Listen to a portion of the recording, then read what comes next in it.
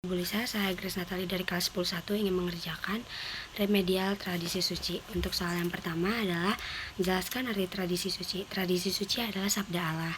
Nah, kalau yang nomor 2, tunjukkanlah tradisi Ekaristi pada zaman Yesus. Tradisi suci yang diyakini oleh Gereja Katolik berasal dari para rasul yang pada akhirnya kalau dianut diajarkan oleh Tuhan Yesus baik secara langsung maupun tidak langsung. Nah, soal yang ketiga, tunjukkanlah tradisi Ekaristi pada zaman Yesus. Kisah Rasul 2 ayat 42, mereka bertekun dalam pengajaran rasul-rasul dan dalam persekutuan mereka selalu berkumpul untuk memecahkan roti dan berdoa. 4. Jelaskan tradisi yang dicontohkan Yesus dalam mendidik dan memanggil para murid. Kisah Rasul 20 ayat 35, bahwa dengan bekerja demikian kita harus meningkat perkataan Tuhan Yesus, menyatakan lebih berbahagia memberi daripada menerima. Yang kelima, bagaimana cara para rasul meneruskan tradisi yang telah dilakukan oleh Yesus? 1. Secara lisan, oleh para rasul yang dalam pewartaan lisan dengan teladan serta penetapannya atas dorongan Roh Kudus. Yang kedua, secara tertulis, menuliskannya dan menuangkannya dalam kitab suci. Soal yang keenam, apa arti ungkapan? Masih banyak hal-hal lain lagi yang diperbuat oleh Yesus, tapi jikalau semuanya itu harus dituliskan satu persatu, maka agaknya dunia ini tidak dapat memuat semua kitab yang harus ditulis itu.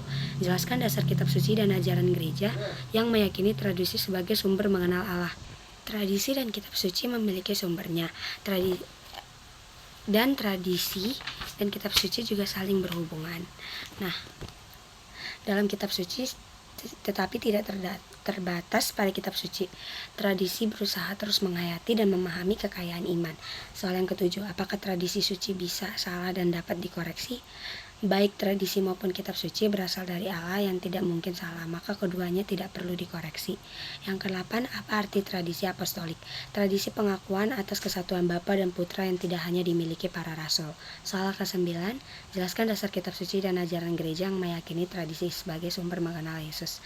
Kisah Rasul 2 ayat 29 dan Kisah Rasul 2 ayat 42 yang mengatakan mereka bertekun dalam pengajaran rasul dan mereka selalu berkumpul untuk berdoa yang berisi bahwa tradisi suci itu turun-temurun dan berasal dari Tuhan itu sendiri. Nah, yang ke-10, jelaskan peran tradisi dalam gereja Katolik. Suatu tradisi berperan sebagai konsili suci umat Katolik dan juga sebagai perkumpulan antar umat Kristiani. Soal ke-11, jelaskan fungsi tradisi dalam gereja Katolik. Mempererat satu kebersamaan, memperkuat iman lebih dalam, menambah pengalaman iman.